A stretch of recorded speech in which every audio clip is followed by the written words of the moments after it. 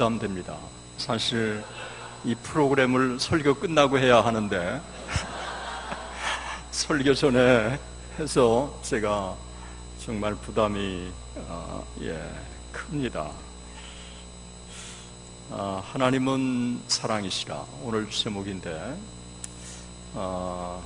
사실 제일 부담스러운 단어가 제게는 특별히 사랑이라는 단어입니다. 그래서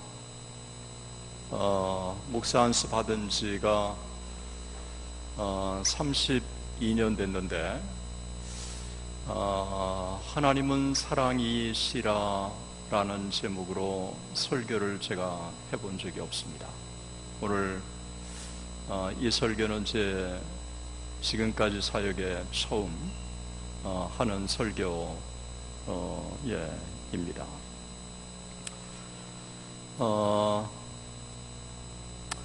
주님이 이곳에 오셔서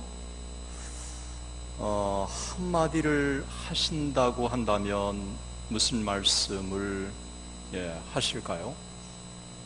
아마 주님이 이곳에 오셔서 한마디를 하신다고 한다면 아버지가 나를 사랑한 것 같이 나도 너희를 사랑하였으니 너희도 서로 사랑하라. 저는 주님이 이곳에 오셔서 한마디를 하신다면 서로 사랑하라 라는 말씀을 하실 것 같습니다. 또 하나 한마디를 주님이 더 하신다고 한다면 성령을 받으라 라고 하실 것 같습니다.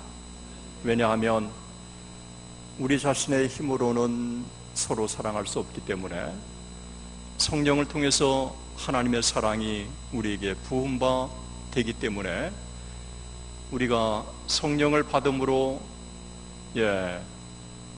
서로 사랑하는 것이 가능하기 때문에 성령을 받으라 라고 하실 것 같습니다.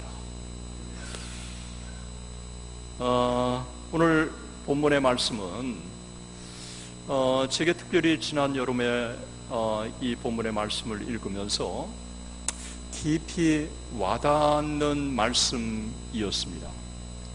8절의 말씀에 보면 하나님은 사랑이심이라, 또 16절에 보면 하나님은 사랑이시라.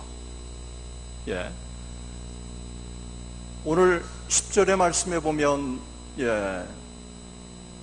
너희가 나를 먼저 사랑한 것이 아니라 내가 너희를 먼저 사랑하였다고 말씀하고 계시고요. 그리고 19절의 말씀에 보면 우리가 서로 사랑하면 그가 우리를 먼저 사랑하셨습니다. 제목을 정할 때 제가 이 본문 속에서 달리 다른 제목을 정할 수가 없었습니다. 너무 이 주제가 분명하기 때문에 하나님은 사랑이시라, 하나님은 사랑이시라. 제게는 이 하나님은 사랑이시라고 하는 이 사랑에 대해서 특별히 지난 몇 년간 두 번에 결정적으로 이 사랑에 대해서 주님이 제게 도전하시는 것을 제가 경험을 했습니다. 아시는 분은 아시는데 제가 이단과 싸우면서 한 7년, 8년 동안 참 많은 고통을 제가 경험을 했고, 또 대법원까지 가는 7번, 8번의 재판, 참 쉽지 않는 이 재판의 과정을 거쳤습니다. 그때 제가 요한계시록의 말씀을 통해서 어떤 분이 메시지를 전하실 때 제게 큰 마음에 와닿는 게 하나 있었습니다. 정말 내가 나를 사랑하느냐라고 하는 질문을 주님이 제게 하시는 듯 했습니다. 아니 주님, 제가 이단과 맞서서 지난 7년 8년 동안 얼마나 많이 싸웠습니까? 이 모든 과정을 하나님 너무 잘 아시지 않습니까? 그런데 제게 네가 나를 진실로 사랑하느냐? 무슨 말씀입니까? 마치 제 절규에 주님이 이렇게 제게 답변하시는 듯 했습니다. 나는 네가 이단과 싸우지 않았다고 한마디도 한 적이 없다. 네가 이단과 싸운 거 나도 잘 안다. 그런데 정말 나를 사랑하니? 제게 처음 사랑의 의미가 무엇인가를 깊이 제가 생각해보는 그런 계기가 제 안에 있었습니다. 저는 이단과 맞서는 게 하나님을 사랑하는 것이라고 정당화시키고, 어쩌면 하나님의 공의를 내세우는 것이 하나님을 사랑하시는 것이라고 그렇게 했지만, 정작 하나님을 사랑하느냐라고 하는 이 본질적인 질문에 제가 그렇다라고 자신 있게 대답할 용기가 없었습니다. 제게는 삼위일체에 대한 연구의 기회가 주어져서 올여름 동안에 뉴욕 목회자들 7번에 걸쳐서 삼위일체에 대해서 함께 나눴습니다. 이 삼위일체에 대해서 함께 나누면서 언젠가 제 한국의 지도교수였던 김영재 교수님이 삼위일체에 대한 언급을 하시면서 삼위일체 간의 사랑의 관계에 대한 언급을 하신 게 생각이 나서 제가 요한복음을 다시 보기 시작했습니다. 요한복음 다시 보기 시작하면서 요한복음 17장의 말씀에 주님의 이 중보의 기도의 모습에 큰 도전을 받았고요. 그리고 오늘 요한일서 4장 7절에서 21절까지의 말씀에 제게 큰 도전의 말씀이 되었습니다. 하나님은 사랑이시라. 저는 오늘 이 시간에 제가 깨달은 것들을 여러분들과 함께 같이 나누고요, 여전히 제가 이 주제를 여러분들과 함께 나누고 싶은 것은 제가 사랑을 많이 하지 않기 때문이 아니라 하나님의 사랑이 우리에게 강권하시기 때문에, 이것이 또 주님이 우리에게 명하시는 제일 중요한 계명이기 때문에, 그래서 저는 다시 한번 이 주제를 우리가 한번 확인해 보기를 원합니다. 가장 본질적인 질문, 하나님은 사랑이시라고 하는 이 질문을 여러분들과 함께 같이 나누어 보기를 원합니다. 우리가 믿는 하나님은 삼위일체 하나님이십니다. 그 삼위일체 하나님은 사랑이십니다. 오늘 하나님은 사랑이시라고 얘기했을 때 그 하나님은 그냥 데오스라고 되어 있습니다. 이 데오스는 제가 이해하는 한 삼위일체 하나님을 가리키는 것입니다. 그러면 하나님은 사랑이시라고 할 때 성부도 사랑이시고 성자도 사랑하시고 성령도 사랑이신 것입니다. 그래서 오늘 하나님은 사랑이라고 하셨을 때 성부도 사랑이시고 성자도 사랑이시고 성령 하나님도 사랑이시라는 것입니다. 삼위 하나님은 영원부터 영원까지 사랑의 관계로 존재하시는 것입니다. 그 사랑의 관계로 교통하시고 사랑으로 충만하시고 사랑의 관계로 사역을 감당하시는 것입니다. 그것을 신구약 성경은 선명하게 우리에게 보여주고 있습니다. 요한복음에서 그리스도의 신성을 통해 삼위일체 하나님을 놀랍게 드러낸 사도 요한은 요한일서 4장에서 삼위일체 하나님은 사랑이시라라고 말하고 있습니다. 여기에 하나님은 무엇이다 라고 얘기했을 때 요한 1서에 보면 요한은 분명히 하나님은 사랑이시라고 말씀을 하시면서 이 하나님은 빛이시라, 그리고 하나님은 영이시라, 그리고 하나님은 사랑이시라. 그래서 이 하나님에 대한 정의를 얘기해 주시면서 하나님은 빛이시고 하나님은 영이시고 그리고 세 번째로 하나님은 사랑이시라고 말하고 있습니다. 그래서 이 하나님의 이 사랑에 대해서 여러 주석가들의 이 주석을 제가 보았습니다. 오늘 제가 오전에 이 주석가들의 이 사랑에 대한 주석을 쭉 보면서 여러 사람들이 다양하게 이 부분을 이야기했습니다. 제가 피얼슨이라고 하는 사람이 이렇게 얘기합니다.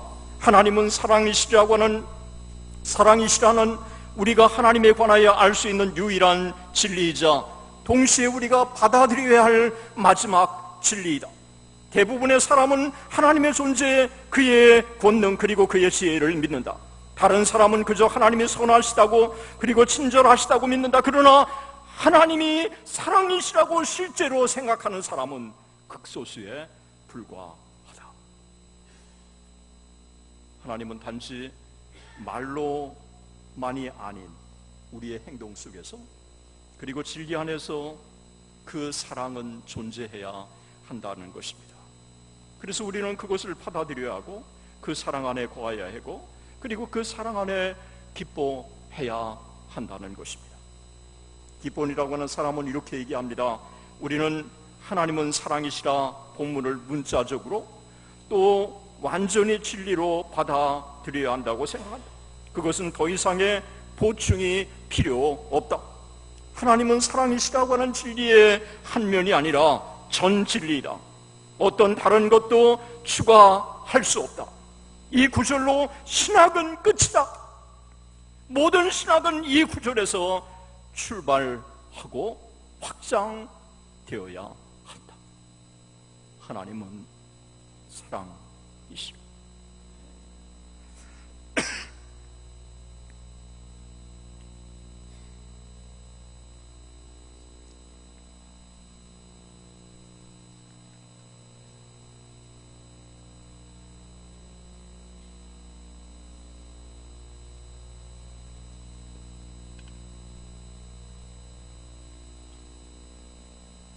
김영재 교수님이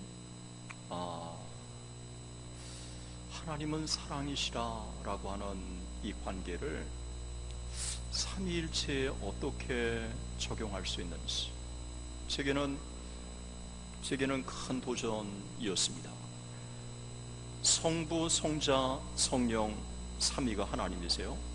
그래서 이 삼위는 사랑의 관계로 존재하는 거예요. 성부는 성자를 사랑하시고 성령을 사랑하시는 거예요. 그리고 성자는 성부를 사랑하시고 성령을 사랑하시는 거예요. 성령은 아버지와 아들의 영이에요. 그렇기 때문에 이 성령은 사랑의 영이고 사랑의 영이기 때문에 아버지를 사랑하고 또 아들을 사랑하는 거예요. 그래서 삼위간에는 사랑의 관계로 존재하는 것입니다. 이 사랑은 우열의 관계가 없습니다. 아버지의 사랑이 더 크고 아들의 사랑이 더 작은 게 아니라 아버지의 사랑과 아들의 사랑과 성령의 사랑은 같은 것입니다. 이 사랑의 관계로 존재하기 때문에 바로 삼위간에는 위격이 동등한 것입니다. 아버지가 아들을 사랑하시고 그리고 아들은 아버지를 사랑하시고 그리고 성령은 아버지와 아들을 사랑하시는 거예요. 이 사랑은 영원부터 영원까지 사랑하시는 거예요. 이 사랑의 관계 때문에 우리 아버지 하나님은 이 땅을 너무너무 사랑하시기 때문에 사랑하는 아들을 이 땅에 보내주신 것입니다.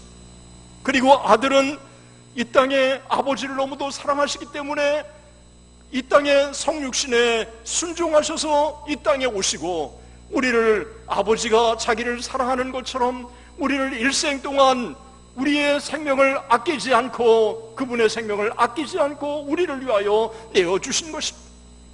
이 사랑의 관계처럼 여러분 위대한 게 없습니다. 아버지가 아들을 사랑하시고 그리고 아들은 아버지를 사랑하시고 그리고 아들은 성령을 사랑하시는 것입니다. 그래서 아버지가 아들을 사랑하시기 때문에 우리를 위해서 아들을 보내신 거예요. 요한복음 3장 16절에 하나님이 세상을 이처럼 사랑하사 독생자를 주셨으니 이는 저를 믿는 자마다 멸망치 않고 영생을 얻게 하려 하심이라. 하나님이 우리를 사랑하시기 때문에 사랑하는 아들을 주신 것입니다. 그래서 이 사랑하는 아들을 통해서 우리를 구원해 주신 것입니다. 그래서 아버지는 아들을 사랑하시고 아들은 아버지와 성령을 사랑하시고 또 성령은 아버지와 아들을 사랑하시는 이 삼위일체의 관계, 사랑의 관계로 존재하는 것입니다. 저는 신학교 다닐 때 어거스틴의 삼위일체의 이 사랑의 관계에 대한 언급을 했지만 저는 잘 깨닫지를 못했어요. 그리고 삼위일체에 대한 것들을 오랫동안 제가 연구하고 가르쳤지만 제가 이 삼위일체 관계의 최종의 완성이라고 하는 게 사랑이라고 하는 사실도 나중에 깨달아졌어요. 아버지가 아들을 사랑하시고 그리고 아들은 아버지를 사랑하시고 또 아들은 성령을 사랑하시고 또 성령은 아버지와 아들을 사랑하시는 것입니다. 사랑하시기 때문에 우리 주님은 이 땅에 오신 것이고 사랑하시기 때문에 이 땅에 자기의 생명을 우리를 위하여 아끼지 않고 내어주신 것입니다. 그래서 요한복음 17장과 그리고 요한일서 4장 7절에서 21절까지는 이 하나님의 사랑이 우리에게 얼마나 놀랍게 먼저 하나님이 우리를 사랑하셨는지, 요한복음 15장 10절에 보면 너희가 나를 택한 것이 아니요 내가 너희를 택하여 세웠다고 말씀하고 있습니다. 그래서 우리가 아무리 봉사를 하고 아무리 우리가 자기의 몸을 내어준다고 할지라도 우리가 먼저 주님을 사랑한 게 아니라 주님이 우리를 먼저 사랑하신 줄로 믿습니다. 우리가 이 땅에 우리의 이 관계를 우리 주님은 우리에게 너무도 명확하게 오늘 요한복음 요한일서 4장 7절에서 21절까지 우리에게 말씀하시는 것입니다. 아버지가 나를 사랑한 것 같이 너도 아버지가 나를 사랑하고 또 내가 너희를 사랑한 것 같이 너희도 서로 사랑하라 라고 말씀하시는 것입니다.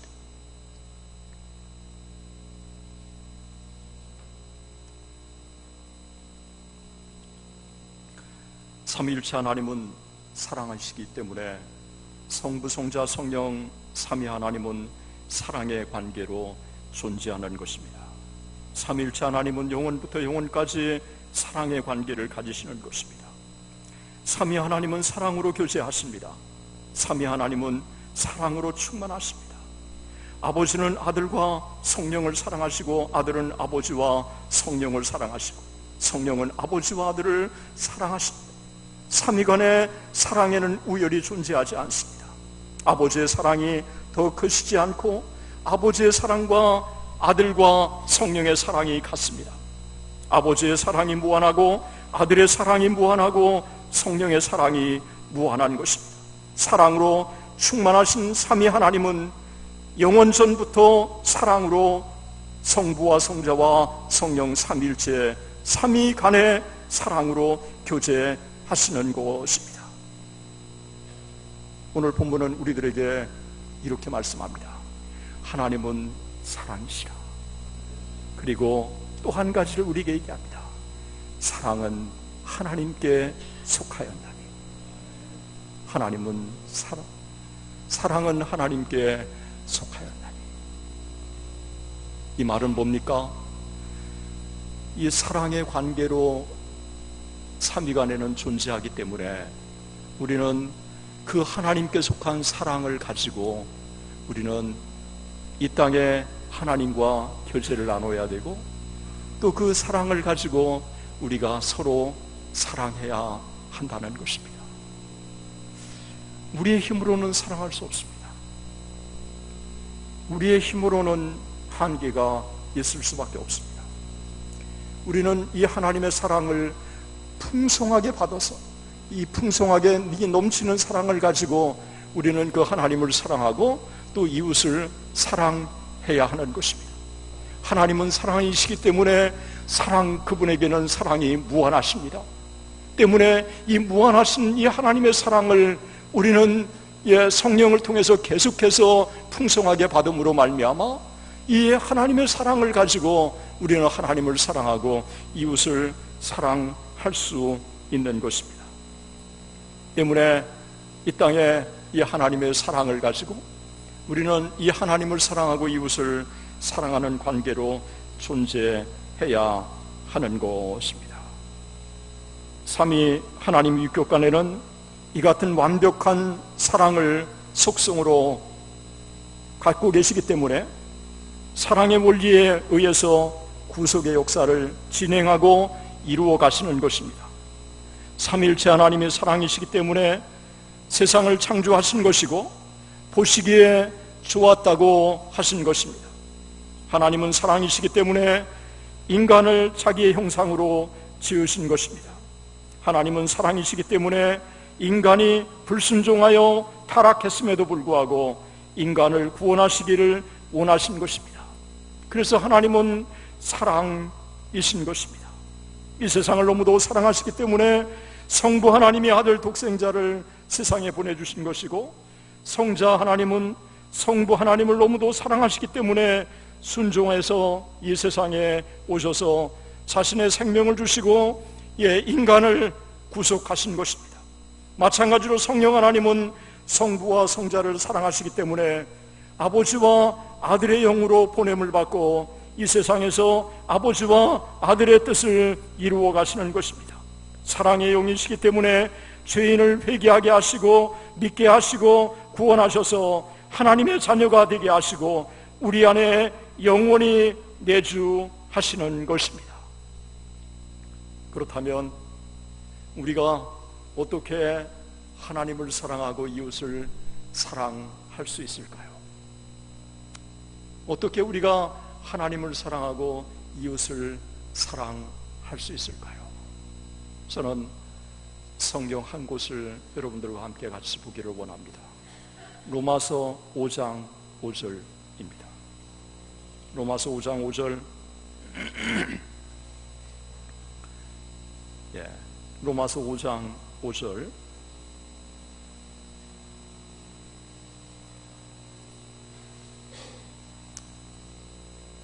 우리 한 목소리로 합독을 하시겠습니다. 소망이 우리를 부끄럽게 하지 아니함은 우리에게 주신 성령으로 말미암아 하나님의 사랑이 우리 마음에 부은 바 됨이라. 우리에게 주신 성령으로 말미암아 하나님의 사랑이 우리 마음에 부은 바 됨이라. 여기 우리에게 주신이라고 하는 말을 has given 이라고 했어요. 우리 하나님은 우리에게 성령을 계속해서 주시는 거예요. 그리고 성령을 통해서 하나님의 사랑을 우리에게 부어주시는 것입니다. 때문에 성령은 하나님의 사랑의 통로인 것입니다. 우리가 하나님의 사랑을 가지고 우리가 하나님을 사랑하고 우리가 이웃을 사랑하기 위해서는 우리가 성령이 필요합니다. 제가 손양원 목사님 그 애양원에 우리 신학생들하고 직접 제가 가고 싶었습니다. 그래서 손동희 권사님에게 연락을 해서 손양원 목사님의 따님이시죠.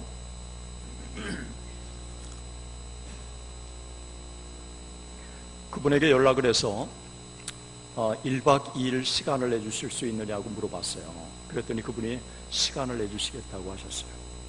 그래서 우리 신학생들과 함께 1박 2일로 그분의 얘기를 쭉 들었어요. 밤이 맞도록 들었어요. 그런데 이야기 중에 제가 잊을 수 없는 한 장면이 그분의 그 눈물을 흘리면서 하시는 말씀에 지금도 생생하게 기억납니다.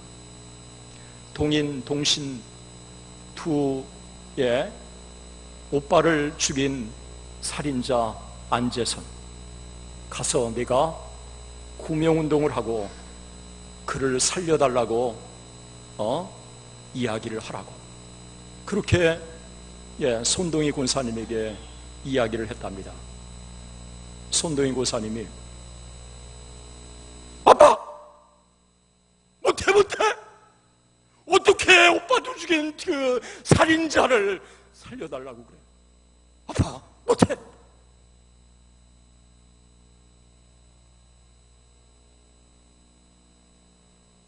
손양훈 목사님이 나 외에 다른 신을 섬기지 말라고 그렇게 계명을 주셔서 신사참배를 끝까지 반대했는데 원수까지 사랑하라고 하는 것도 주님의 계명인데 어떤 계명을 지키고 어떤 계명은 부인할 수 있겠니? 동이야, 아빠의 부탁이다. 손동희 권사님이 할 말이 없었대요. 그래서 안재선이라고 하는 사람을 가서 손양훈 목사님의 친구까지 동원해서 살려주었습니다. 손동희 권사님이 아버지에 대한 전기를 썼습니다. 나의 아버지 손양원 목사님, 이거를 영어로 영역해서 연세대학교에 개건 교수로 와 있던 독일의 피로 바이엘 하우스가 읽고 큰 감동을 받고, 보네프보다도 더 대단한 사람이 여기 한국에 있습니다. 그래서 그가 돌아가서 그 책을 독일어로 번역해서 출간을 했던 것입니다. 저는 손양훈 목사님이 어떻게 원수 안재선까지 구명운동을 하고 그를 양아들로 삼을 수 있을까? 안용준 목사님은 달리 표현할 길이 없었습니다. 그래서 사랑의 원자탄이라고 하는 제목으로 손양훈 목사님의 전기를 썼던 것입니다. 저는 너무너무 궁금했습니다. 어떻게 손양훈 목사님이 자기의 두 아들을 죽인 원수를 양자 삼을 수 있을까? 저는 양훈의 사진 하나하나를 둘러보다가 사진 한 컷에 제 발걸음이 멈췄습니다. 한국의 설교가의 설교가라고 하는 김치선 목사님, 남대문교회, 그분이 손양훈 목사님을 초청해서 부흥 집회를 하고 기념사진을 찍은 거였습니다. 여러분, 김치선 목사님은 설교의 대가였습니다. 마음에 드는 사람이 없었습니다. 그런데 손양훈 목사님 그를 그렇게 청빙해서 부흥회를 인도한 것은 손양훈 목사님 한 곳만 아니라 여러 군데 다녔어요. 그분이 유명한 부흥사였습니다. 늘 성령의 충만을 사모하는 사람이었습니다. 그가 원수까지 사랑할 수 있었던 것은 성령의 충만을 받았기 때문에 그렇습니다. 스데반이 죽어가면서 어떻게 자기를 죽이는 여러분, 그를 용서해달라고 기도할 수 있을까요? 일곱 집사는 성령이 충만한 사람이었습니다. 우리의 힘으로는 우리가 내게 상처를 준 사람도 사랑할 수 없습니다. 하물며 원수까지 어떻게 사랑할 수 있을까요? 그래서 바울은 고린도서에 사랑은 은사이기 때문에 너희는 더욱 큰 은사를 삼아라. 그리고 나서 고린도전서 13장의 위대한 장을 여는 것입니다. 우리는 이미 하나님의 사랑을 풍성하게 받은 자인 줄로 믿습니다. 그렇다면 이 하나님의 사랑을 풍성하게 받은 자로 우리는 이 하나님의 사랑이 우리 안에 넘치도록 해야 합니다. 우리의 달리 길이 없습니다. 우리에게 주신 성령으로 말미암아 하나님의 사랑이 우리 마음에 부은 바 되니라. 우리가 이 하나님의 사랑을 가지고 우리가 다른 사람을 사랑할 수가 있는 것입니다. 여러분, 지난해 종교개혁 500주년을 지났습니다. 이 종교계 500주년이 저는 행사로 그치는 것 같아서 너무 아쉽습니다.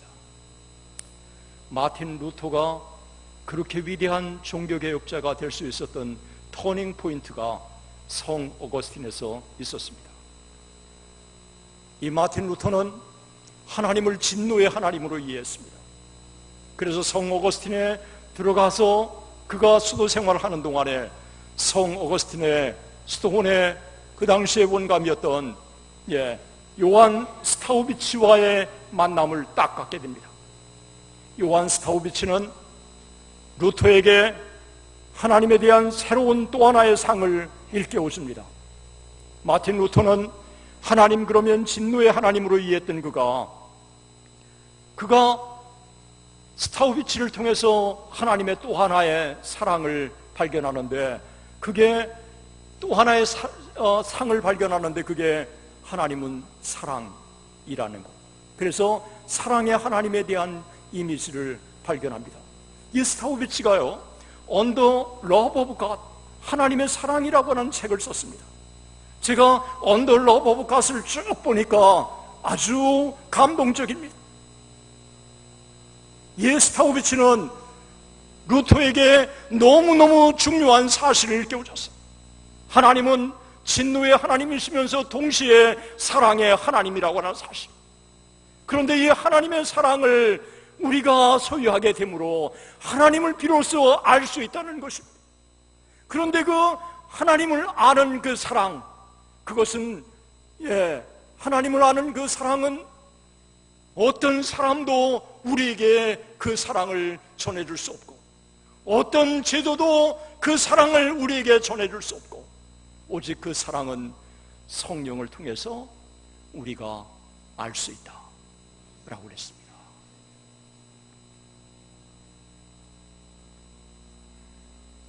요한 스타우비치가 이렇게 얘기합니다. 사랑은 하나님의 존재의 핵심인 바, 이 사랑이 모든 것을 사랑스럽게 만들며 다른 그 무엇보다도 하나님 자신을 사랑하게 만든다. 이 사랑은 사람에게서 배울 수 없고 죄를 알게 하는 율법을 통해서도 배울 수 없으며, 다만 그리스도 안에서 우리의 마음에 하나님의 사랑을 보여주시는 성령, 감사와 성화의 거룩한 불길로 채우시는 그 성령으로만 배울 수 있다. 이거요, 저는요 굉장히 큰 도전이었어요. 제가 2016년에 그 루터의 현장을 그냥 구체적으로 가면서 하나하나 자료를 보면서 제게는 너무너무 큰 도전이었어요. 루터가 하나님의 사랑을 발견한 것뿐만 아니라 더 놀라운 것은 그 하나님의 그 사랑이 성령을 통해서 얻을 수 있다는 사실에 놀라운 도전이었다는 것입니다. 이미 종교개혁자들의 위대한 종교개혁의 포문이 성령을 의지하도록 만든다고 하는 사실이었습니다.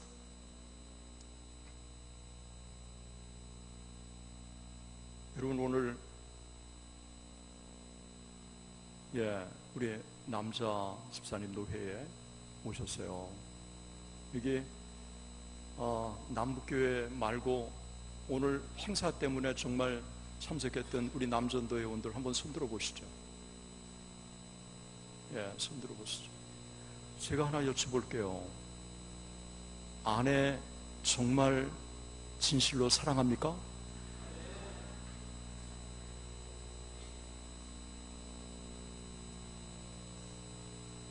아니, 왜 제 눈을 쳐다봅니까? 제가 또 하나 쉬운 질문하겠습니다. 아내 사랑하는 거 쉽습니까? 어렵습니까?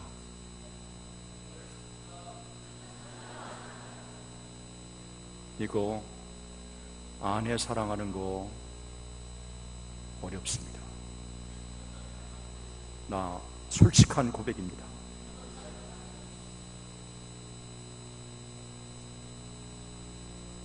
진짜 아내를 보면 아직도 제가 아내를 잘 모릅니다. 32년을 살았는데도 아내 잘 모릅니다.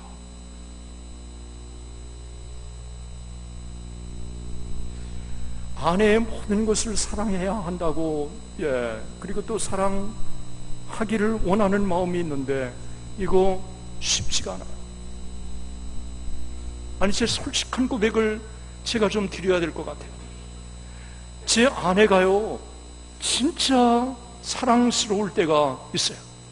아니, 그러면 평소에는 안 그렇다는 게 아니고, 아니, 제가 아내가 더 특별히 사랑스러울 때가 있어요. 제가 언제냐고요? 제가요, 금식하고 진짜 하나님이 나 같은 사람을 얼마나 사랑해 주셨는가를, 이 하나님의 사랑을 풍성하게 깊이 느낄 때는요, 아내가 사랑스러워요. 그런데 어떤 때는 제 아내가요, 죄송해요, 정말 제게 사랑해야 되는데 그렇지 않을 때가 있어요. 어떤 때 그런지 아세요? 제가 기도를 게을리하고 온갖 이상한 생각들에 또 빠지고 제가 신앙이 느슨할 때는요, 아내 하는 모든 게 짜증스럽기 끝이 없습니다. 여러분, 진정한 아내의 사랑은요, 아내의 상태의 변화이기도 하지만 내 신앙의 상태의 변화에 따라서 아내의 모습이 달라지는 겁니다. 변하지 않고 아내를 사랑할 수 있는 것, 그거요, 성령 안에서 가능한 줄로 믿습니다. 그래서 에베소 5장 21절에 그리스도를 경외함으로 피차 복종하라. 그리스도를 경외함으로 피차 복종하라. 이 뮤추얼 서미션이에요. 남편은 아내에게 복종하고요, 아내는 남편에게 복종하는 거예요. 어떻게 그게 가능할까요? 그리스도를 경외할 때 가능한 것입니다. 그리스도를 경외함으로 피차 복종하라.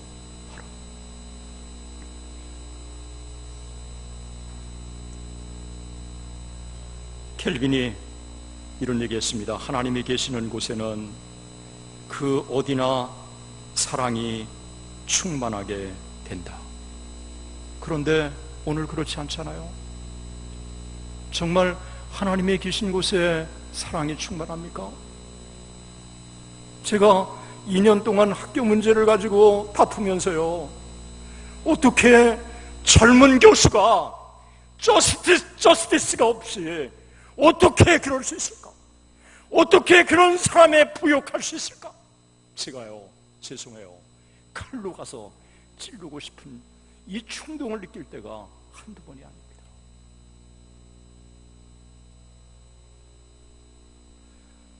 정말 그리스도의 사랑으로 품어줘야 한다는 사실을 알면서도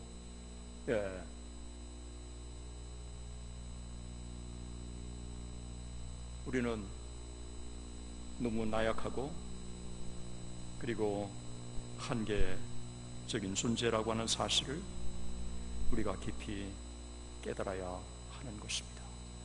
6.25 때 미국의 한 젊은 간호사가 오셔서 한국의 나 환자들을 진짜 사랑으로 섬겨줬습니다.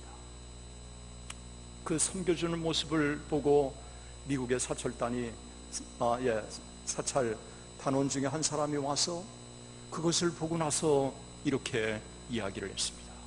나는 $100만 준다고 해도 저렇게 못한다. 이 이야기를 들었던 그 간호사가 저도 못해요. 그러나 하나님의 사랑이 강권하시기 때문에 하는 겁니다. The love of God constrains me. The love of God constrains me.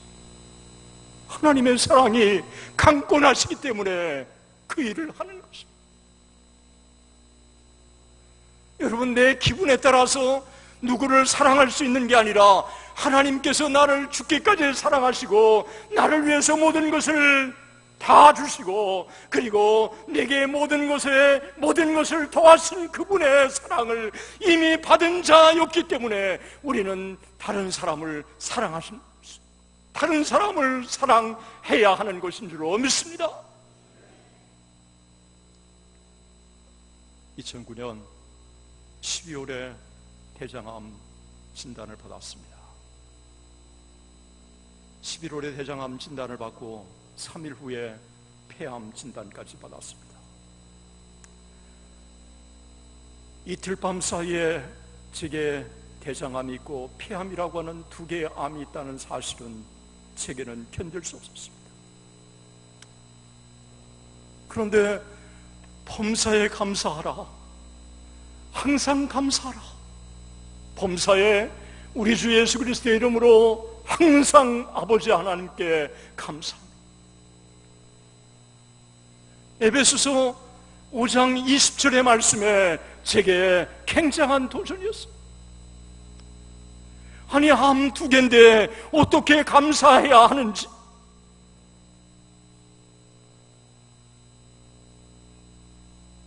그런데요, 감사의 조건이 너무너무 많더라고요. 제가 대장암 때문에 폐암이 발견됐어요. 폐암은 아주 초기예요. 또 대장암과 폐암이 두 개지만 전이 돼서 생긴 게 아니라 드물지만 독자적으로 생긴 암이래요. 그동안 하나님이 주신 모든 것들이 제가 책을 쓰는 게 베스트셀러고 정말 많이 팔리고 그게 제 자신의 무언가 때문이라고 하고 조금이라도 생각했던 제가요, 지난 모든 것들을 돌이켜보니까 다 처음부터 끝까지 하나님의 은혜였어요. 작은 것 하나도 하나님의 은혜가 아니었던 게 없었어요. 제게는 다시 하나님의 은혜를 회복하는 계기가 제게는 되었습니다.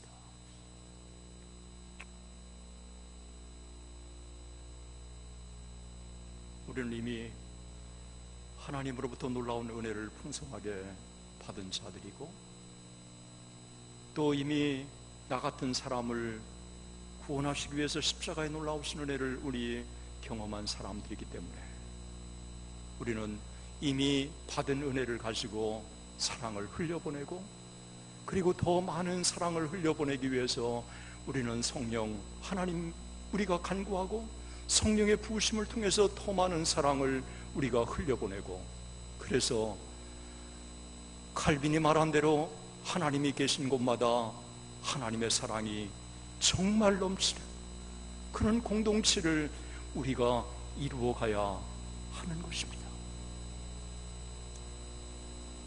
사랑은 신학의 완성입니다.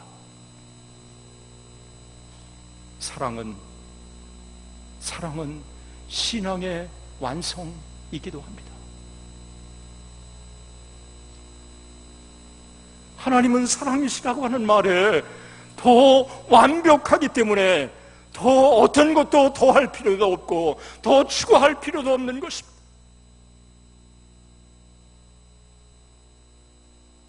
아버지가 아들을 사랑하시고 아버지가 성령을 사랑하시고 아들이 아버지를 사랑하시고 성령을 사랑하시고 성령은 아버지를 사랑하시고 아들을 사랑하시고 그리고 아버지가 우리를 사랑하시기 때문에 아들을 보내셨고 아들은 아버지의 보내심을 받아 아버지를 사랑하고 우리를 위하여 자기 목숨을 내어준 것처럼 우리들에게 우리 주님은 내가 너희를 사랑하는 것 같이 너희도 서로 사랑하라 라고 우리에게 말씀을 하시는 것입니다.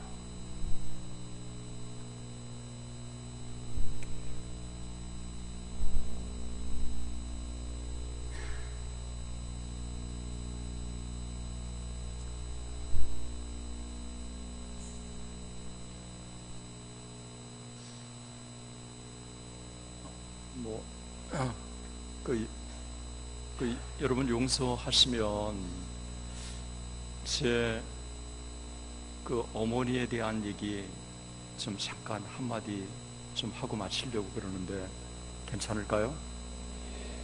예. 사실 제가요 13년 동안 아팠습니다. 초등학교 5학년 때 아파서 25살 때까지 저는 정상교육을 못 받았습니다. 병원에서 더 이상 치료가 불가능하다고 해서 저는 누워서 죽을 날만 기다렸습니다. 농사를 짓는 어머니는 교회를 다니시고 농사도 짓고 천근만근 자식에 대한 아픔으로 사셨던 것 같습니다. 어느 날 나무를 하러 갔는데 독사를 본 것입니다. 그런데 그 독사를 잡아서 과주면 아들이 살 것 같다는 생각이 들었대요. 그런데 독사를 잡을 수 있는 준비를 해간 게 없었습니다. 연장이 있었던 것도 아니고요. 나무로 때려 잡아 죽일 수도 있는데 죽은 뱀은 약 효과가 없을 것 같다는 생각이 들었대요. 그래서 그분이 어떻게 독사를 산채로 잡으셨어요. 독사에 물려서 죽은 사람 어릴 때 많이 봅니다. 여자의 몸으로 독사를 산채로 연장도 없이 잡았다. 자기가 죽어도 아들을 살리고 싶은 마음이 있었던 것입니다. 그렇게 해서 제 어머니가 독사를 잡아 오셨고 탕을 만들어서 제게 먹으라고 권유하셨습니다. 저는 그 어머니의 사랑을 너무 많이 받은 사람이라 제가 제 아들을 볼 때마다 내가 받은 사랑을 아들에게 흘려 보낼 수 있을까? 저는 받은 이 사랑을 아들에게 흘려 보내지 못하는 것 같습니다. 그래서 늘 어머니의 사랑이 제게는 귀하고요. 아들을 살렸으면 좋겠다는 이 어머니의 희생적인 사랑. 예, 저의 어머니만 그럴까요? 제가 연세대학교 갔을 때 벽에 걸려져 있는 한 연세대학교 소아과 의사가 한 말이 제게는 너무 큰 도전이었습니다. 이 세상의 모든 어머니는 성자다. 이 세상의 모든 어머니는 성자다. 이 어머니의 사랑이 얼마나 위대합니까? 자기를 다 생명을 내줘도 아들을 살리고 싶은 게 이게 어머니의 사랑입니다. 육신의 어머니의 사랑도 이렇게 대단한데 우리를 사랑하시는 아버지의 사랑이 얼마나 대단할까요? 그래서 바울은 감격해서 뭐라고 얘기했습니까? 자기 아들을 아끼지 않고 우리를 위하여 내어주시니가 어찌 그 아들과 함께 모든 것을 은사로 주시지 않겠느냐. 우리 이 하나님의 사랑 회복하십시다. 그리고 이 하나님의 사랑 회복을 통해서 다시 우리 주의 일에 열심을 다하고 우리 이 하나님의 사랑을 가지고 다시 아내에 대한 사랑을 다시 우리 회복하십시다. 남편에 대한 사랑도 회복하십시다. 그리고 하나님에 대한 사랑도 회복하고 우리 이웃에 대한 사랑도 회복하십시다. 우리에게 주신 성령으로 말미암아 하나님의 사랑이 우리 마음에 부은 바 됩니다. 기도하시겠습니다.